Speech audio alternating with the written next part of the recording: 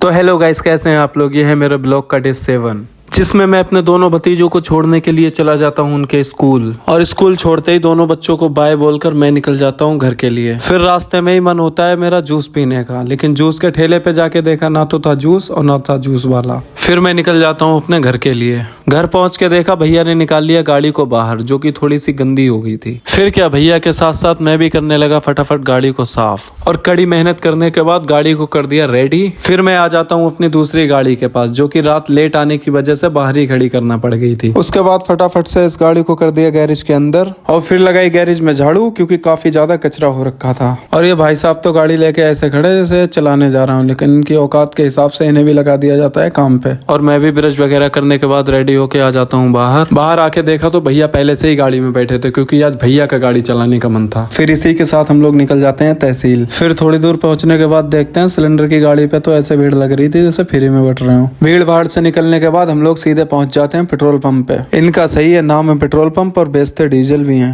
और फिर हम लोगों ने डलवाया अपनी गाड़ी में डीजल, और पता नहीं भैया पंप वाले ने कौन सा डीजल डाल दिया, जो पड़ते ही भाई साहब गाड़ी रुकने का नाम ही ना ले रही। ऐसे भाग रही भाई साहब जैसे गाड़ी में बुलेट ट्रेन का इंजन फिट कर दिया हो। उसके बाद हम लोग आ जाते हैं सीधे हाईवे पे, और हाईवे पे नज़ारे लेते हुए हम लोग सीधे पहुंच जाते हैं तहसील। और उसके बाद मैं आ जाता हूँ सीधे अमन भाई की दुकान पे, प्लास लेके चल देता हूँ अपनी सीट पे, क्योंकि इस पंखे में आ जाती है कोई तकनीकी प्रॉब्लम। इसी की वजह से हम इसे खोल लेते हैं और इसे खोल के चल देते हैं सीधे गाड़ी की तरफ।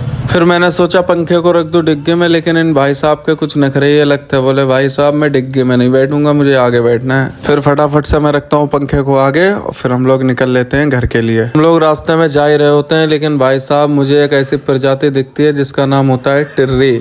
लेकिन भाई साहब काम पूरा ट्रक वाला ही करती है। मेरा तो मानना है भाई साहब ट्रक व्रक भेज दो, इसे टिर्री के ही ले लो भाई साहब, एक बार में 50 कट्टे लाद लो इसमें। और इसी के साथ हम लोग आ जाते हैं पेट्रोल पंप पे, क्योंकि भैया को था यहाँ के मैनेजर से कुछ काम। फिर 5 मिनट वेट करने के बाद आ जाते हैं भैया। फिर हम लोग निकल लेते हैं सीधा घर के लिए। अगर ब्लॉग थोड़ा सा भी अच्छा लगा हो तो लाइक और फॉलो जरूर करें।